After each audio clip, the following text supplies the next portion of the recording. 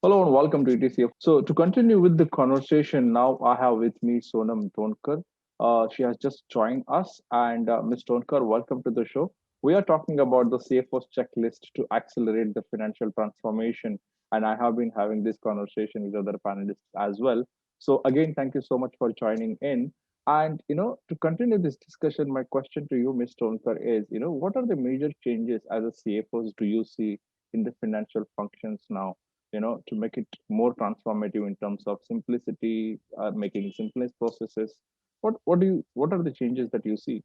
Thank you so much, Moon. The situation has proven to be a wake-up call to the CFO faced with prospective business as unusual. Mhm. Virtually overnight, organizations have had to deal with new ways of working, Mhm. enforced remote working conditions, and other complicated situations. So the new normal will undoubtedly include minute detailing around cash flow forecasting, days, weeks, and months, robust financial planning with comprehensive sensitivity analysis factoring all forms of event risks, Mhm. extremely high focus on cost controls, budget management to hold all-in costs, managing the investment risk and the liquidity management, with the sole aim to preserve cash and optimizing the working capital cycle. These are just to name a few. Mhm. But for CFOs, there's also a need to have short-term tactical solutions to the Mhm. challenges thrown upon by the COVID-19 pandemic. But Mhm. even more important is the need to institute more fundamental longer-term changes to help the Right. business. So the transformation will be triggered from finance in terms of mitigating some of the unforeseen changes, challenges like automating Mhm. the operations and the processes, reducing the dependency on people to perform high volume, repetitive activities that form the mainstay of the roles, focusing on zero touch, 100% efficiency. Systems will have to scale up to handle the increases in the capacity across specific activities. Higher value finance risk and the tasks can be executed Mhm. remotely with workloads, streamlining the activities regardless of where they take place. So this not only improves the overall visibility, but by automating transactional elements, it frees up today's finance team members to plan for tomorrow with Mhm. more direction. And in fact, business strategy has been viewed as an important skill set in these times, both before and afterwards, after the pandemic. So yeah, so systems will scale, will need to scale to handle the increases in Mhm. capacity across specific activities. Meanwhile, higher value finance tasks can be executed remotely with workflows, streamlining the activities regardless of where they take place. Mhm. It will not only improve the visibility, overall visibility, but by automating, it will also free up the today's finance team members to plan for tomorrow with more strategic interventions. While business strategy has been important skill set both before and after the onset of pandemic, interestingly, operations management skills have become equally critical in the pandemic crisis environment. In the coming months, CFOs will be expected to spend their time in new areas of organization leadership, such Mhm. as leading production and processes and managing the layoffs, structuring operations, working with business units to establish multiple manufacturing sources, building sourcing strategy, enabling robust supply chain management, managing remote workforces, partnering with the community, and interacting with the industry. So it's going to be all over a complete turnaround the way finance functions, and I'm sure the finance fraternity, the CFOs are geared up for that. So I think you gave a major highlights about how the finance department will function, or some specifically how the CFO's desk will function.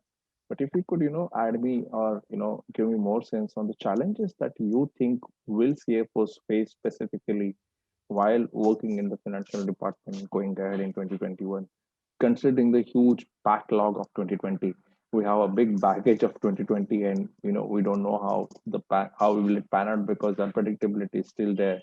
So how, what kind of challenges do you think the CFOs will still have in the financial department going ahead? Okay, so as I was mentioning before, specifically to our sector and to our in our organization in our Hmm. company, we've seen that 2020 actually was a blessing because the way we functioned, we've organized ourselves and become more agile. It has actually been a turnaround. Now, it's just a matter of turning these challenges into opportunities, and which is where I believe that the finance team and the organization, the function as such, knowing the fact that a lot of responsibility lies on them in terms of cost cutting, control, budget management, will be able to drive largely all the aspects of efficiency, governance, as well as making sure that the long-term strategy is in place. I'll just give an instance as to how we have functioned ourselves, prepared ourselves, in fact, turn the challenges into opportunities by being a little more effective in terms of planning our activities, the operations, and being a little more agile in terms of getting our teams together. Right. And when I talk about being agile, it's not just in terms of overall operations and planning the things out, but also making the decision making very, very streamlined and swift. Some of the areas we really specifically worked on was actually forming SWOT team architecture, wherein our businesses are obviously having cross-functional teams working together. Specific to our company, we've seen called the procurement team, the sourcing team, the logistics team, advocacy team. All of them would come under one roof, and finance would be the common feature in all these SWOT teams. You know, and making sure that the decision-making platform is single and the single source of truth. So constantly fine-tuning this architecture to make sure that we are agile and in terms of making decisions, in terms of how we are spending our cash, spending our resources, and perhaps planning for short-term immediate returns. Because that's where we've been breaking down all our planning periods from short-term to long-term. We had it all right. Then talking about in terms of active discussions on cash flows, working capital, like I was mentioning earlier, thought process. We've been actually each and every person has been talking, or rather speaking the language of entrepreneurs, coupled with focus on P&L. If you pick up a person from any function, whether it is procurement, marketing, they would know in and out about the P&L across the organization and how it's helping us strengthen the organization in terms of the overall, right? So making sure that each and every function knows exactly how they are contributing to the P&L, giving them the complete visibility and educating them that every single penny counts is something which again has really helped us in overall budget management and keeping intact in terms of overall cash flows in these times, right? Third is also in terms of the online meetings and collaboration. This has been a complete new world where we are working remotely. Uh, and there are a lot of our units, as I mentioned, the units were functioning 24/7.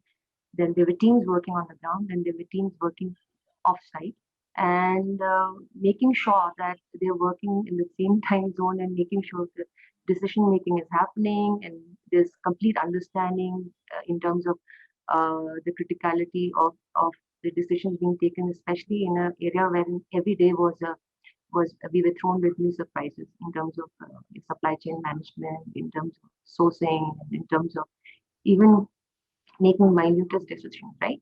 So ability to really engage well in this new way of working, e-meetings, not being in the same office, no longer in telepresence or sitting across, but actually remotely understanding, connecting 24/7, and making things happen was something really that came to the forefront, collaborating really well on that front.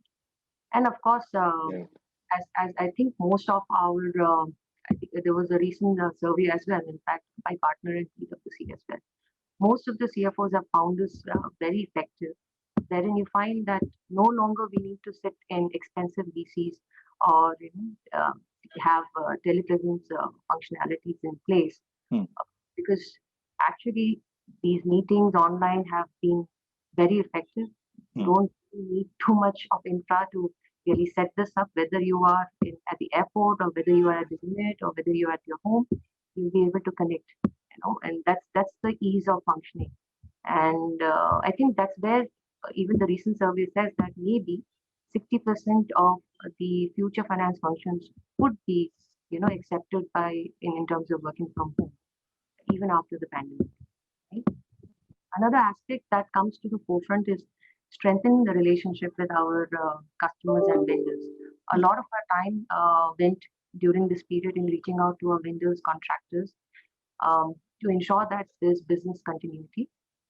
We continue to build upon and strengthening the supplier relationships and making the partners, making them realize that we are with them, not just in this period, but also in the long-term outlook, giving them complete visibility as to how the business has been planned, uh, enabling and reducing any kind of risk for the next 12 to 18 months while working to reduce any kind of disruption arising from overseas suppliers, because 70% of our exports are happening to US, Europe, and Asian markets, as well as our sourcing of some of the key commodities happens from the Asian markets as such.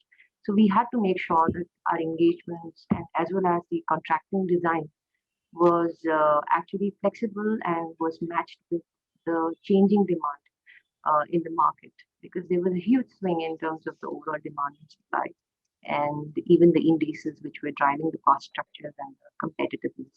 So having all of those mapped as well as looking at the hedging framework across the commodities, Right. all of that was something which was again completely supreme in terms of overall focus areas, making it very dynamic. So this and many other areas actually helped us wake up the sleeping giant we were, and fruits Okay. are actually already reflecting in our numbers with the best ever performance in the history of Vedanta Group. So this will definitely be a turnaround year for us. Truly epic by all means. Very meaningful, Ms. Tonker, and in fact, a detailed one. Nice to listen to you on that part. I will take one more and a very, very important question, and I would like you to share, as much as you can, is because after 2 to 3 days there is a budget, right? Ms. Taraman, the finance minister, is going to present a union budget, and I would like to know what is your wish list. What are you expecting from budget? I think, like I was mentioning, for us, 2020 was a good year. We did see a lot of market fluctuations. Domestic market, definitely, we want to see the demand rising, and in fact, the economy picking up.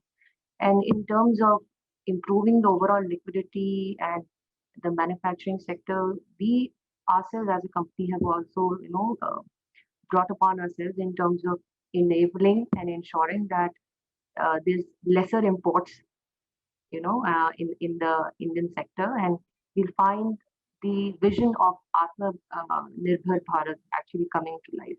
So, like for example, currently we produce about 55% of countries, aluminium, Mm. and most of it goes into infra and auto sector, and attaining manufacturing maturity above global standards. For that purpose, we are now entering. In fact, we have recently even launched primary foundry alloy, which was earlier being imported, with the pure aim to improve, local manufacturing, improve the overall employment opportunities for people in India, overall income at hand, and making sure that the GDP is actually on the rise.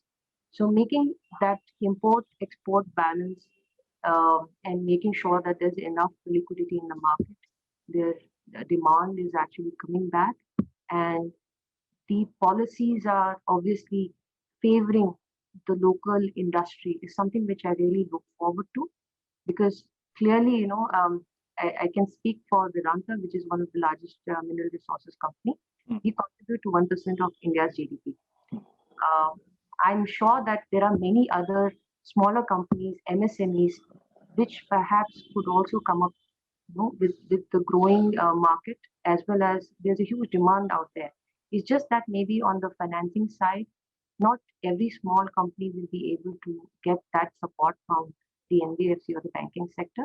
So somewhere we need to see how we can bring up the policies that can be conducive for the business to grow, not just for the larger corporations, but also for the medium and smaller players which are there, because I believe that the growth driver actually lies at the bottom.